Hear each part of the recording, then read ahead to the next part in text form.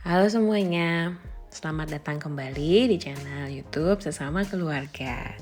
Di hari ini ibu mau ke dokter bareng sama adik karena kulitnya adik agak kering ya, jadi ada eksema gitu, dan kita mau periksa ke dokter biar dapat obat yang sesuai karena ibu udah coba pakai krim eksim yang bisa dibeli di supermarket tapi kayaknya nggak mempan.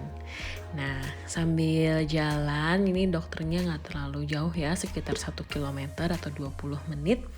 Jadi sambil jalan ke tempat dokternya, ibu mau sharing pengalaman ibu dengan dokter-dokter yang ada di Belanda.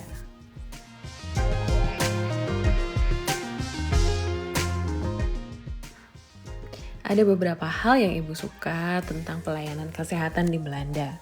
Yang pertama, setiap kita ketemu dokter nggak perlu ngantri panjang karena biasanya kita udah punya janji sama dokternya.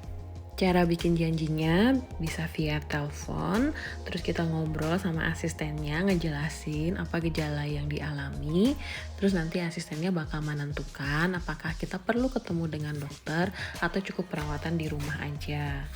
Dan ibu pernah misalnya waktu itu kakak badannya agak anget, terus ibu telepon ke dokter, maksudnya biar bisa cepat ketemu dokter, tapi kata asistennya kalau badannya cuma demam tapi kakak masih bisa minum, masih bisa makan, terus pipis dan BAB-nya juga lancar, itu nggak perlu ke dokter, cukup perawatan di rumah aja.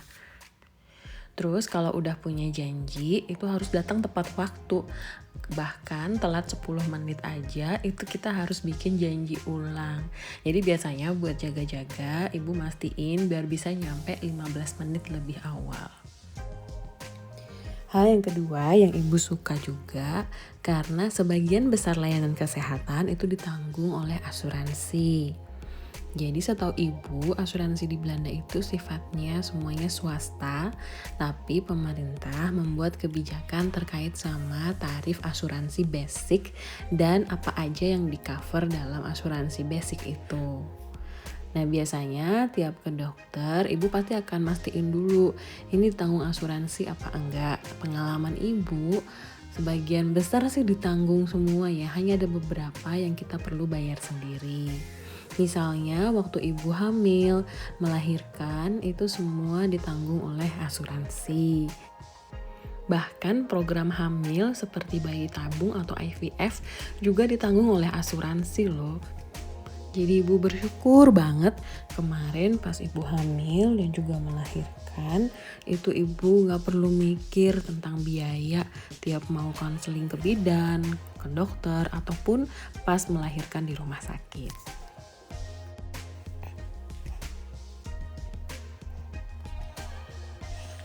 Nah ini kita udah mendekati gedung polikliniknya. Jadi nanti di dalam ibu nggak banyak ngambil gambar karena ya menghargai privasi dokter dan juga tenaga kesehatannya ya. Jadi nanti ibu ambil video singkat-singkat aja.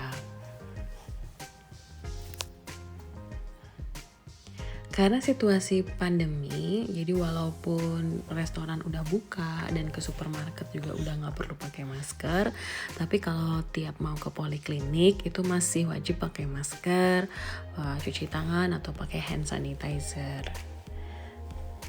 Nah, hal terakhir yang ibu suka dari pelayanan kesehatannya karena sifatnya lebih casual ya. Jadi kalau masuk ke poliklinik gini, ibu biasanya nggak ketemu orang yang pakai seragam gitu.